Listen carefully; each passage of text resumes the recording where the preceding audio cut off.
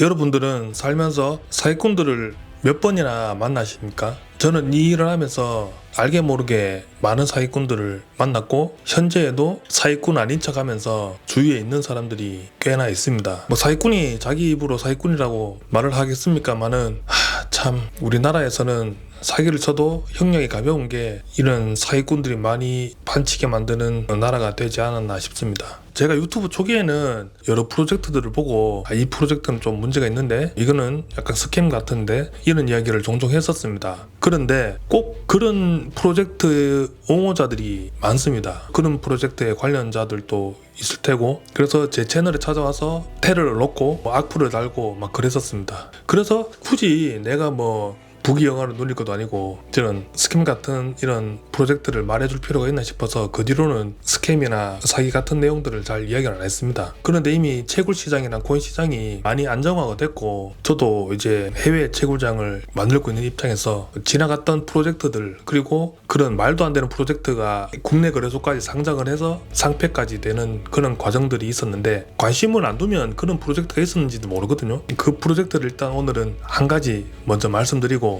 그리고 다단계 채굴기 사건도 하나 말씀드리겠습니다. 12칩스라고 업비트에 몇 년 전까지 상장되어 있던 코인이 있었습니다. 업비트에 그 코인이 상장되길래 이거 업비트 이거 제정신인가? 저런 코인을 어떻게 상장을 시키지? 라는 생각을 했습니다. 12칩스는 12척의 배입니다. 무슨 이순신도 아니고 12척의 배인데 간단하게 설명드리면 채굴기를 만들고 그 채굴기 수익 기반으로 또 토큰도 만들어서 그 토큰을 상장을 시킨 게 가장 큰 문제였고, 채굴기도 제가 초반에 봤는데 그 비트메인에서 나오는 기계들 있지 않습니까? 그걸 그냥 수랭식 키트에 담궈놓고 8옥선이라는 이름을 붙이고 또 여러가지 있어 보이게끔 포장을 해서 진행했던 프로젝트입니다. 12칩스는 초창기에 제주도에다가 채굴장을 차린다고 시작을 했습니다. 제주도에 채굴장을 하겠다는 주소를 보면 현재에도 사진이 남아있는데 저희 시골에 있는 창고보다 못합니다. 무슨 곡식 창고보다 못한 창고 하나 있는 주소에다가 거기에 12칩스 채굴 본사라고 지정해놓고 프로젝트를 시작을 했죠. 2018년도에는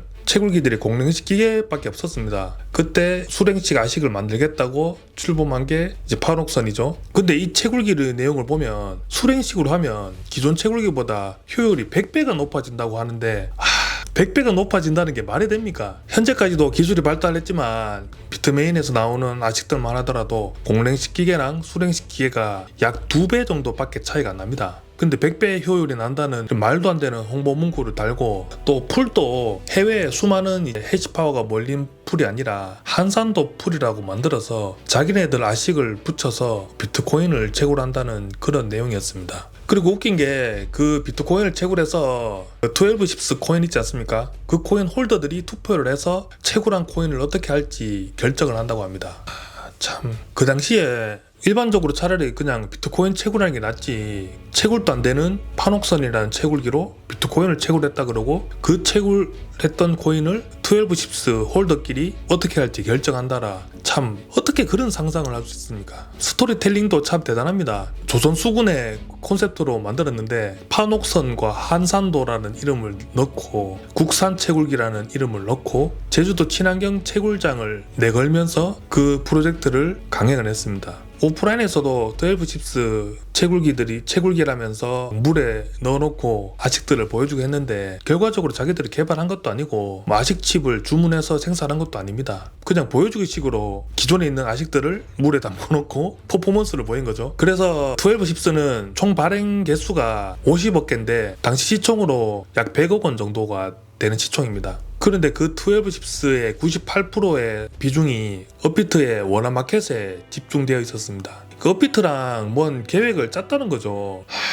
참, 우리나라 그래도 국내 거래소 1위라는 게 제주도에 그 컨테이너 하나 있는 그런 회사에서 발행한 토큰을 백서 한 장 달랑 보고 상장을 시켰다는 건 솔직히 말이 안 됩니다. 말이 안 되죠. 초반에는 12칩스 거래량이 막 펌핑돼서 가격도 오르고 내리고 장난이 아니었는데 결국에는 실질적으로 제품도 없고 실체가 없으니까 업비트에서 3년 정도 있다가 상폐가 되었습니다. 그리고 다른 거래소는 상장이 되어 있지 않으니까 아예 코인이 사라진 거죠. 지금 그 코인을 살 수도 없고 팔 수도 없고 그런 상황입니다. 내용을 보면 2019년에서 2020년도쯤에 중국 회사에 인수되었다고 하는데 이게 중국 회사가 제정신이면 이걸 인수했겠습니까? 또 그냥 떠넘긴 기로 해외로 보낸 것 같고, 그래서 2021년도쯤에는 사업 진행이 아주 더디다, 생산이 어렵다, 그리고 유통 과정에서 다단계 방식의 영업 내용들이 문제가 많이 되었다, 이런 것들이 뉴스가 속속 나왔는데 근데 크게 이슈화는 되지 않았습니다. 그래서 결국에는 상폐가 되었고 현재 상황에서는 그냥 사라진 거죠. 저도 예전에 초반에 그 공동대표라는 사람이 찾아와서 채굴 코인을 만들자고 해서 마인이라고 프로젝트를 진행하다가 제가 아니다 싶어서 그 프로젝트를 엎고 투자하려고 했던 사람과 투자를 했던 사람들한테 다 돌려주고 그 프로젝트를 없애버린 적이 있습니다. 채굴이라는 거를 프로젝트에 연관시키기에는 참 겉보기에는 좋지만 실질적으로 이 시장이 그렇게 만만하지 않습니다. 해외 채굴기를 만드는 회사들도 수익이 많이 나는 구간도 있지만 지금처럼 가격이 떨어지면 그 채굴기 수익이 또 안 나는 구간도 있습니다. 근데 무작정 밝은 미래만 설명하면서 진행했던 터웨블십스는 결국에 이렇게 사라졌습니다. 안타깝죠? 영상을 보시는 분들도 터웨블십스 투자하신 분도 계시고 그에 일했던 종사자들도 있었겠지만 제가 말하기에 정확한 내용은 아니겠지만 그래도 대강 맞습니다. 기존의 뉴스들과 현재까지 진행되은 내용들을 보면 그냥 처음부터 눈탱이 치려고 시작을 했고 상장했다가 펌핑을 해서 맛 좀 보고 결국 사라진 프로젝트죠. 이런 프로젝트로 인해서 정상적으로 채굴하는 사람들이 피해를 많이 봤습니다. 안 좋은 시선으로 저희를 볼 수밖에 없는 상황이 되었었죠. 참 아직까지도 터웨블십스 홈페이지는 열려있는데 지금 들어보면 좀 웃깁니다. 누가 이름을 짓고 했는지 이름을 지을 때 오글거리지 않았는지 궁금하기도 하고 말도 안 되는 이야기들이 있습니다. 아식 칩으로 무슨 다중 알고리즘으로 채굴을 한다는 둥, 침수 냉각 시스템으로 기존의 아식의 100배의 성능을 발휘한다는 둥, 소비 전력을 40% 줄인다는 둥, 말도 안 되는 소리를 하는데 이런 사람들이 처벌을 안 받고 안 잡아가는 게 참 어이가 없습니다. 자, 그리고 또 보면 국내에서 2,700억 다단계 코인 사기가 있었습니다. 2,700만 원도 아니고 2,700억입니다. 1억씩 투자를 했더라도 2,700명이 투자를 한 내용인데 마이닝맥스라는 다단계 사기입니다. 마이닝맥스는 미국 법인으로 시작을 했는데 한국에는 여러 계열사를 설립해서 채굴기 판매, 유통, 운영 등을 홍보하면서 다단계로 영업을 했죠. 피해자는 우리나라뿐만 아니라 전 세계적으로 많았습니다. 4개국에 18,000명 정도가 된다고 합니다. 한국인이 14,000명 정도 되고 많죠. 14,000명. 제 구독자의 반틈입니다. 14,000명이면. 미국이 2,600명, 중국이 600명, 나머지 국가가 700명이랍니다. 우리나라 비중이 제일 높죠. 그만큼 우리나라가 사기치기 좋다는 나라라는 겁니다. 지금 그 마이니맥스 관계자 중에 최상위 투자자 18명은 기소가 되었고 3명은 불구속 기소가 되었고 회장이랑 부회장 등 관련 인물 7명은 인터폴 적색 수배 중이라고 합니다. 근데 아직 안 잡혔나 봅니다. 자, 투자자들한테 어떻게 채굴기를 팔았냐 하면 우리한테 채굴기를 사면 한 달에 이더리움 2개에서 3개가 채굴된다, 이렇게를 홍보를 했고 그래서 6개월이면 원금 회수가 되고 그 이후에는 고수익이 난다는 아주 달콤한 투자 상품이었습니다. 채굴 결과는 매일 확인할 수 있다라고 그렇게 보여줬고 투자자들은 이제 채굴기를 구매하면 회사에서 대신 운영해준다, 그런 식으로 했던 거죠. 일반적인 위탁이랑은 조금 내용이 다릅니다. 왜 다르냐면 실제 투자자들은 그 채굴기를 만져본 적도 없고 본 적도 없는 그런 상황이었습니다. 회사에서 제공하는 그냥 홈페이지 같은 해시보드에서 숫자만 보고 투자를 결정하고 매일 그것만 들여다보고 있었던 겁니다. 그 마이니맥스는 그냥 단순히 채굴기만 파는 게 아니라 투자자들을 스타 등급으로 나누고 직접 판매 수당, 그룹 판매 수당, 채굴 수당 등 여러 보너스를 지급하는 다단계 형태였습니다. 1년 동안 최상위 등급 5스타라고 합니다.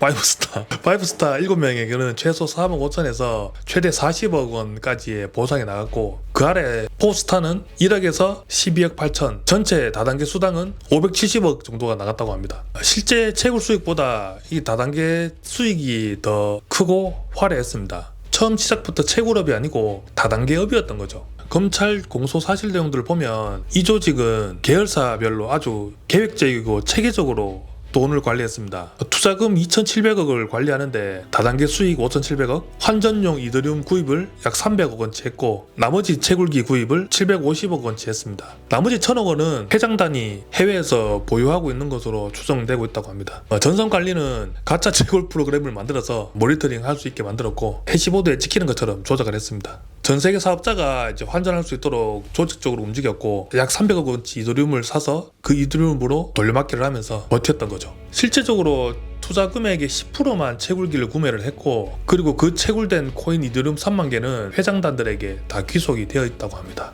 그 홍보 회사는 그 다단계 회사 자금으로 호화롭게 하와이에서 5성급 호텔이나 라스베가스 5성급 호텔에서 여러 행사들을 개최하면서 아주 보여주기식 이벤트를 많이 했었고요. 또 코인을 신규로 또 발행을 해서 기존 피해자들한테 또 추가 피해를 만드는 그런 악질적인 형태로 사기를 지속적으로 쳤습니다. 꼬리가 길면 결국에는 이제 잡히게 되었죠. 결국 이제 마이닝맥스 회장이나 부회장 그 외에 회장단 7명들은 해외 도피 중이고 한국, 일본, 미국, 중국 등에서 활동하던 그 상위 다단계 업자들은 18명 정도가 구속되었고 3명은 불구속. 국내에 10,000명 넘게 사기를 당했다는데 결혼 자금으로 모아뒀던 몇천만 원을 넣었고 전재산 몇 억을 넣었고 부모님 돈 받아서 투자를 했고 이런 내용들이 엄청나게 많습니다. 노후 자금 넣은 분들도 있고 결론적으로는 그 넣은 돈을 하나도 못 받은 거죠. 또 이런 걸 보면 이게 소문이 많이 났었지 않습니까? 예전에 6개월 만에 원금 매수를 하고 6개월 뒤에는 큰 수익을 얻는다. 그런 투자가 있으면 자기 몸뚱이를 팔아서라도 자기가 다 하겠죠.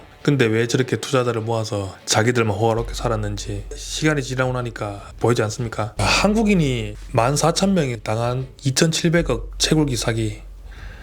참. 그 2,700억이 제대로 투자가 되었고 정상적으로 조금 저렴한 전기를 사용할 수 있는 해외에다가 2,700억을 투자했으면 지금쯤이면 그 투자했던 분들이 최소 못해도 이제 몇 배는 받았을 텐데 몇 배 아니더라도 투자했던 금액 이상만 받았더라도 저 다단계 업체는 큰 돈을 남겼을 겁니다. 근데 당장 앞에 돈만 보고 흥청망청 써버리고 채굴된 코인도 들고 튀어버리고 참 이런 일이 있으니까 저희같이 채굴을 정상적으로 하는 사람들이 조금 피해를 많이 받습니다. 어떻습니까? 제가 그냥 제가 알고 있는 내용들이랑 뉴스를 조금 찾아봐서 그 뒤에 어떻게 됐는지 찾아봤는데 그 1,000억 원 정도 되는 금액을 아직 들고 있으니까 해외에 도피 생활을 해도 아주 호화롭게 살고 있겠죠. 저는 그렇게 살고 1,000억 원을 가져가라고 하면 저는 그렇게 살 생각이 전혀 없습니다. 이게 장기적으로 가려고 하면 나도 돈을 벌고 너도 돈을 벌고 이런 구조가 돼야 되거든요. 그런 구조를 계속 저는 만들려고 노력을 하고 있고 지금 한 달 정도 좀 더 지나면 수천 대가 들어갈 수 있는 채굴장이 완성이 되는데 지금 또 기계는 돌아가고 있습니다.